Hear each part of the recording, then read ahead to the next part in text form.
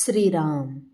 साधक हो, सध्या आपण सोमवार ते शनिवार श्री ब्रह्मचैतन्य गोंदवलेकर महाराज यांच्या परंपरेतील साखरखेर्डा येथील संत परमपूज्य श्री प्रल्हाद महाराज यांचे श्री देवीदास अमृत मोहरील लिखित संक्षिप्त चरित्राचा आस्वाद घेत आहोत. तसेच रविवारी श्री महाराजांच्या काही भक्तांचे अनुभव ऐकणार आहोत. लहानांपासून मोठ्यापर्यंत स्त्री पुरुष सर्वांचीच माझे महाराज ही भावना प्रबळ होती. ते सर्वांचीच आस्थेने चौकशी करून त्यांच्या शंकांचे समाधान करीत. गरीब श्रीमंत लहान मोठा असा भेदभाव ते कधीच करत नव्हते. लहान असो मोठा असो ते सर्वांशीच प्रेमाने बोलत असत. वयाने लहान किंवा अज्ञानी असला तरीही श्री महाराज त्याला अहो जावो म्हणूनच संबोधित किंवा लहानांना बरं का बाळ म्हणून समजावून सांगत.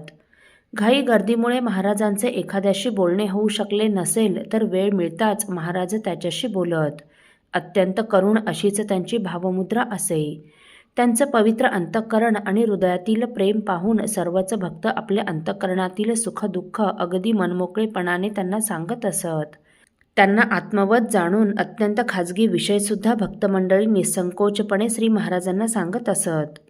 प्रत्येकाच्या घरात सुखसमाधान नांदावं यासाठीच त्यांचा सर्व प्रयत्न असे. रामानुसंधानात अखंड राहिल्याने तो रामराय आपला संसार सुखाचा करील म्हणून सर्वांनी अखंड रामानुसंधानात राहावं असा उपदेश करून सर्वांनाच ते नामसाधनेला लावीत.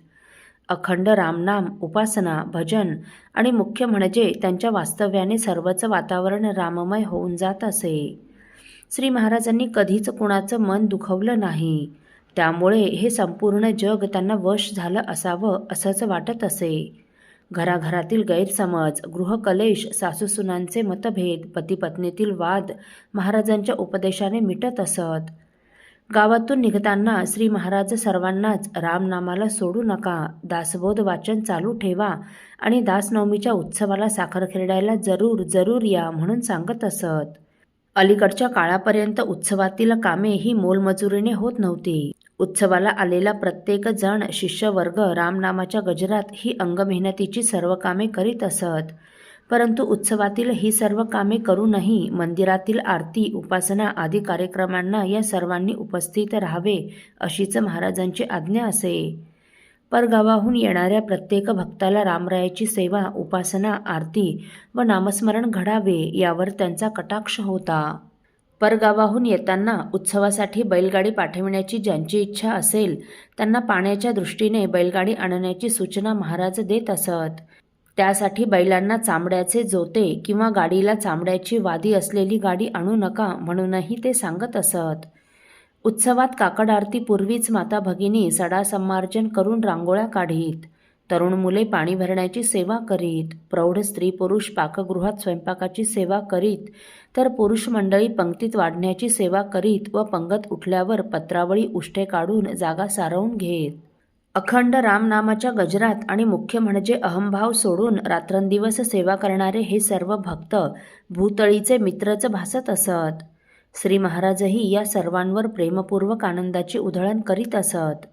खरोखरच अवर्णनीय असाच तो सर्व आनंद होता. सेवा करणाऱ्यांना व सर्वांनाच श्री महाराजांच्या वहिनी आमच्या राधामाय एका रांगेत बसवून ज्वारीच्या लाह्याचा चिवडा व लाडू खाऊ घालीत. श्री महाराजांच्या परिवारातील ही सर्व मंडळी सर्वांवरच किती प्रेम करीत होती. त्यामुळे तिथे येणाऱ्या प्रत्येकाला श्री महाराजांचं मंदिर हे आपलंच मंदिर आहे, हे आपलं घर आहे आणि उत्सवात जमलेली ही सर्व मंडळी आपल्या परिवारातील आहेत असंच वाटत असे. असा लळा श्री महाराजांनी व या सर्व कुटुंबियांनी सर्वांनाच लावला होता. असो साधक हो, परमपूज्य श्री रामानंद महाराजांच्या चरित्र लिखाणास कसा प्रारंभ झाला हे आपण पुढील भागात ऐकणार आहोत. श्रीराम समर्थ. आपल्यातील कोणा श्रींच्या भक्तांना श्रींचे काही अनुभव आले असतील तर कृपया आपण मला ते 9422843253 अथवा सुनील दादांच्या 9892608401 या व्हॉट्सअप नंबरवर कळवावेत अशी नम्र विनंती. श्रीराम समर्थ.